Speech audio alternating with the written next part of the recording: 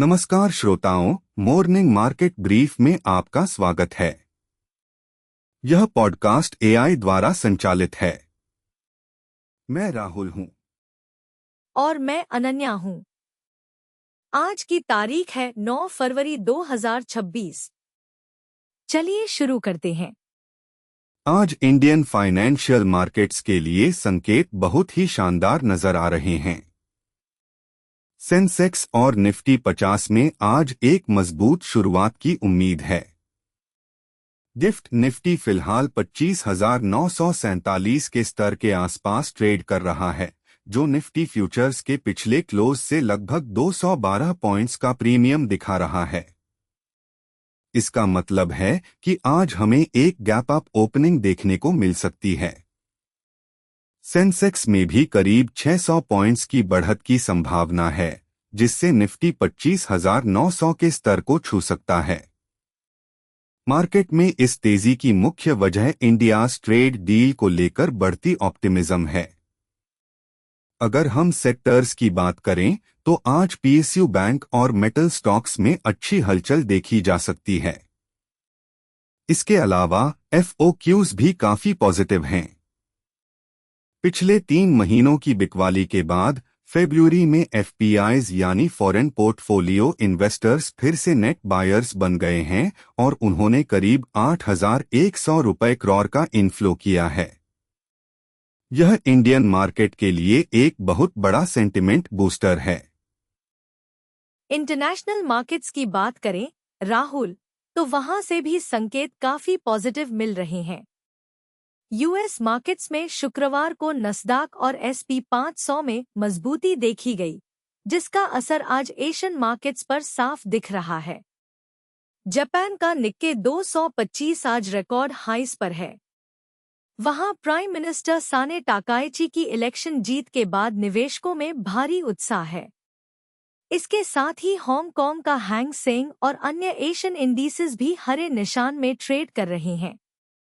Currencies की बात करें तो येन फिलहाल 160 के करीब है।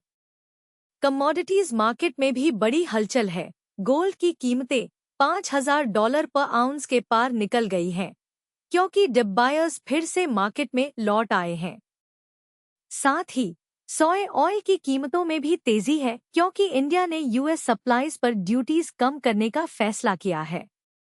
यूरोप में फुट्सी और डीएक्स पर भी आज सबकी नजर रहेगी, क्योंकि वहां के मार्केट्स भी इस ग्लोबल रैली को फॉलो कर सकते हैं। अब बात करते हैं इंडिया की कुछ प्रमुख बिजनेस स्टोरीज की।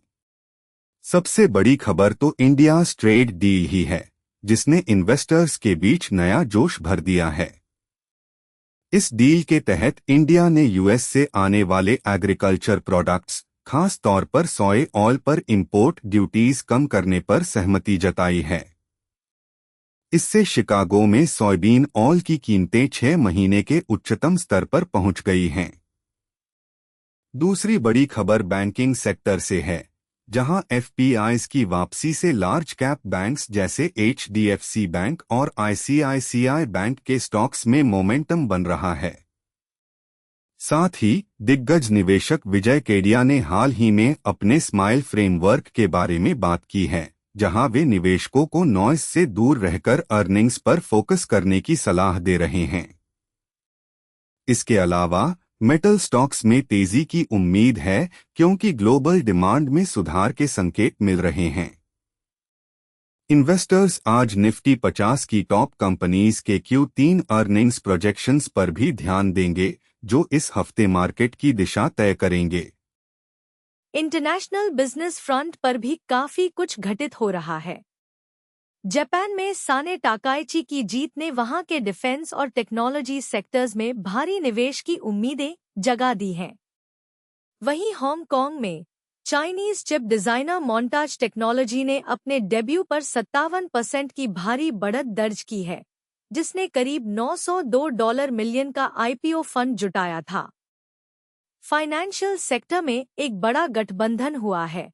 अपोलो ग्लोबल मैनेजमेंट और स्क्रोडर्स पीएलसी ने हाथ मिलाया है, ताकि वेल्दी इन्वेस्टर्स और पेंशन फंड्स के लिए नए इन्वेस्टमेंट प्रोडक्ट्स विकसित किए जा सकें।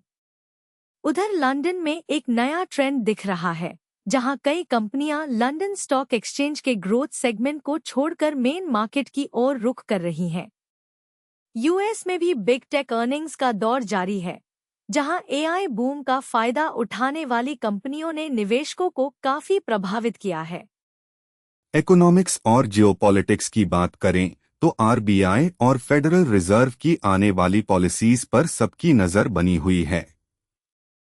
हालांकि इंडियाज ट्रेड डील एक बड़ी ब्रेक थ्रू है, लेकिन विशेषज्ञों का मानना है कि इसके कुछ टर्म्स भविष्य में दोनों देशों के बीच फ्रिक्शन भी पैदा कर सकते हैं। एक और महत्वपूर्ण खबर चाइना से आ रही है, जहां रेगुलेटर्स ने फाइनेंशियल इंस्टीट्यूशंस को सलाह दी है कि वे यूएस ट्रेजरीज यानी यूएस गवर्नमेंट बॉन्ड्स में अपनी होल्डिंग्स को कम करें। इससे यूएस ट्रेजरी यील्ड्स में उतार चढ़ाव देखा जा सकता है।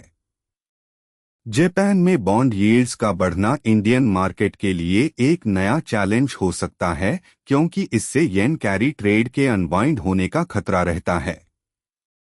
जियोपॉलिटिकल स्तर पर सऊदी अरेबिया अपनी विजन 2030 स्ट्रैटेजी को अपडेट करने जा रहा है, जिससे इमर्जिंग मार्केट्स में इन्वेस्टमेंट फ्लोज पर असर पड़ सकता है। आज के पूरे विश्लेषण से निवेशकों के लिए कुछ की टेकअवेज ये हैं। पहला, मार्केट में बुलिश सेंटिमेंट मजबूत है, इसलिए गैप अप ओपनिंग का फायदा उठाएं, लेकिन ऊंचे स्तरों पर सावधानी बरतें। दूसरा, एफपीआई फ्लोज पर नजर रखें, क्योंकि उनकी वापसी मार्केट को सपोर्ट दे रही है।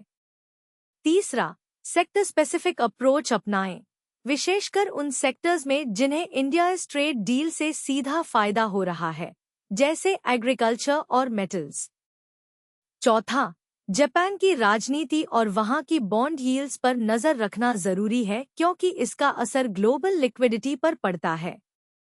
और अंत में, गोल्ड की कीमतों में $5,000 के ऊपर की स्थिरता यह बताती है कि सेफ हेवन डिमांड अभी भी बनी हुई है।